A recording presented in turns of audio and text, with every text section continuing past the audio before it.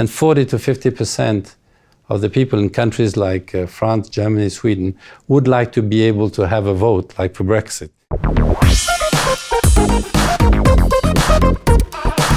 So, Dr. De Melo, the euro has had its fair share of challenges, and some have said that the euro is very rarely almost out of intensive care. So, in your opinion, is the creation of the euro, was it a mistake?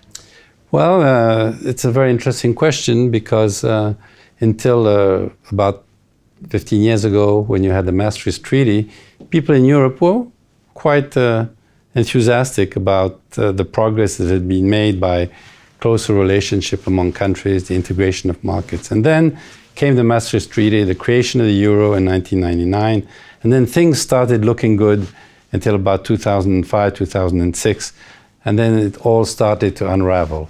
So we had the Greek crisis and other crises in the we call the periphery, and most of the countries now in the north are doing all right, while the countries in the south have had some trouble.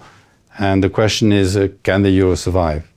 So the answer to that is still in the making, in the sense that with the banking union we might be able to get around some of the problems, but many of the conditions are not met.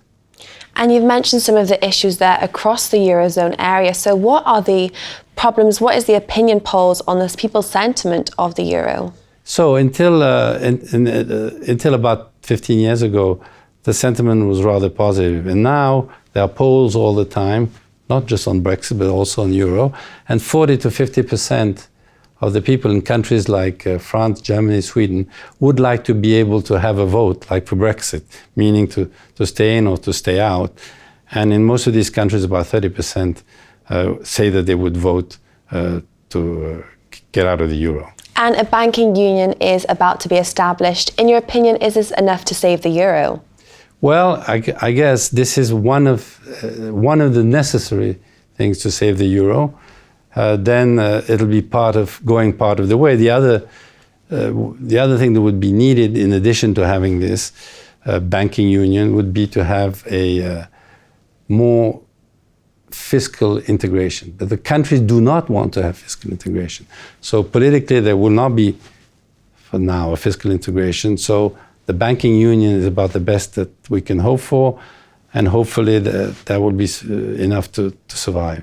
And you lightly touched on Brexit there, so are there any other challenges that may face the euro in 2016? Well, there are so many. One of them is the migrant crisis, of course, and you can see that when you don't have a central an agreement on what the migration policies should be in an area with many countries, then it creates more tension. So the migrant crisis is just another example of what it means not to have deeper integration. And since there are elections all the time and people in countries do not want to go further integration, then we'll have more shocks that will probably leave the euro in a difficult situation.